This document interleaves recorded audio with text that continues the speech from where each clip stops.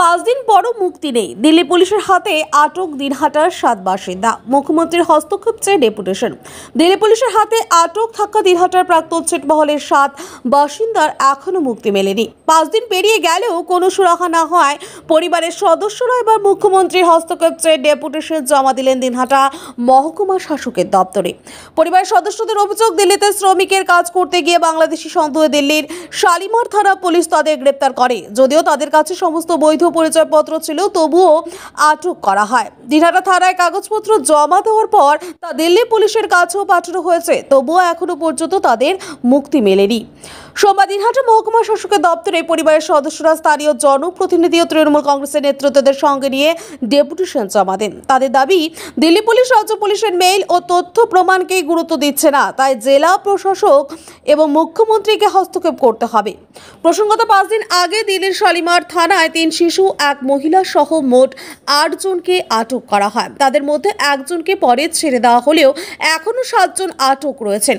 পরিবারের অভিযোগ, শুধু আটক নয়, আটক অবস্থায় তাদের উপর শারীরিক ও মানসিক নির্যাতনও চলছে।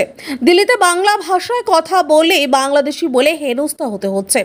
এখন নজর প্রশাসনের ওপর। জেলা শাসক ও মহকুমা শাসকের যৌথ উদ্যোগে কবে মুক্তি পাবে দিনহাটার এই 7 জন?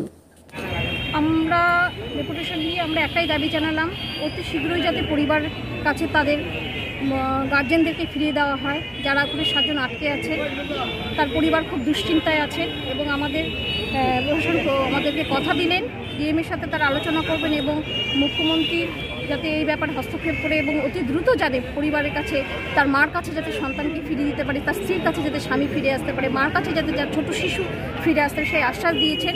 এবং এই আমরা আশা করছি আমরা তাদেরকে ফিরে পাবো। যদি না পাই তাহলে আমরা আগামী দিনে বৃহত্তর আন্দোলনে আমরা না হচ্ছে না। 5-6 দিন থেকে 5-6 দিন থেকে লাস্ট কি শুনেছেন? লাস্ট কি শুনেছি, লাস্ট একজন মহিলা যে আছে উনি ফোন করছিল যে আমার এখানে খুব অসুবিধে হচ্ছে, খাওয়া দাওয়ার খুব কষ্ট, ঠিকমতো খাবার দিচ্ছে না। আজকে তো সকলে মিলে এসে ডেপুটেশন জমা দিলেন, কি বললো সাহেব ভিতরে? বললো যে আমি ব্যাপারটা দেখতেছি। দুশ্চিন্তায় রয়েছেন তো? হ্যাঁ। ডেপুটেশন দিলেন, কতটা আশ্বস্ত হলেন? এখনো আশ্বাস কেমন করে হইল। মানে আপনারা কি চান মুখ্যমন্ত্রী বিষয়টাতে হস্তক্ষেপ করুক, মুখ্যমন্ত্রী সাহায্য করুক? হ্যাঁ, এটাই দাবি জানাচ্ছেন? আমার তো এটার জন্যই তো আসি। গেটে কে আটকে রয়েছে আপনার? আমার স্বামী, আমার দেওর। কি নাম তাদের? শামসুল হক আমার স্বামীর নাম, আমার দেওরের নাম হচ্ছে রেজাউল হক। আপনার নাম? আজিমে বেগম। আকাশ ছোঁয়া ইটের দাম বাড়ি তৈরিতে দিচ্ছে বাধা? তবে ইট কেন, সিমেন্ট ব্লকে তৈরি করুন, খরচ হবে আধা। শাহিনা এন্টারপ্রাইজ, এখানে আধুনিক মেশিনে তৈরি করা হয় সকল প্রকার ব্লক, যা দেখতে খুবই সুন্দর ও অত্যন্ত মজবুত।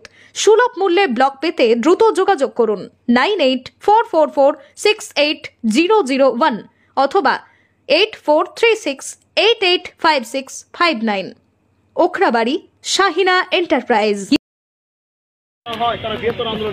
আমাদের দিনহাটা ভিলেজ 1-এর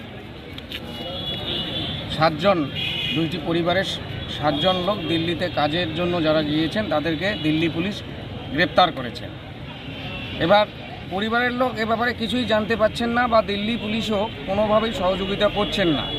তারা কেন গ্রেপ্তার হয়েছেন পরিবারের লোক জানে না, কিন্তু যেটুকু তারা খবর পাচ্ছে যে ওখানে তারা বাংলায় কথা বলেছেন, তারা বাঙালি এবং ভারতীয় নাগরিকত্বের সমস্ত ডকুমেন্টস তাদের রয়েছে। ভারতের নাগরিক হওয়ার পরেও এক রাজ্যের নাগরিক আর এক রাজ্যে নিজের দেশের মধ্যে যেতে পারবে না। এটা কেন্দ্র সরকারের যে অধীনস্থ দিল্লি পুলিশ, তারা কিভাবে এই হেনস্থাটা বাঙালিদের উপর করছে, এই বিষয়টা নিয়ে আমরা আজকে মহকুমা শাসকের দ্বারস্থ হলাম। যে 2টি পরিবারের 7 জন মানুষ দিল্লি পুলিশের হাতে অ্যারেস্ট হয়েছেন, অবিলম্বে তাদের মুক্তির ব্যবস্থা করতে হবে, তাদের পরিবারের সঙ্গে তাদেরকে ফিরিয়ে দিতে হবে। ওনার সঙ্গে কথা হলো, উনি বললেন বিষয়টা এক্ষুনি উনি জেলা শাসকের গোচরে আনছেন, যথাযথ ব্যবস্থা নেওয়ার আশ্বাস দিয়েছেন।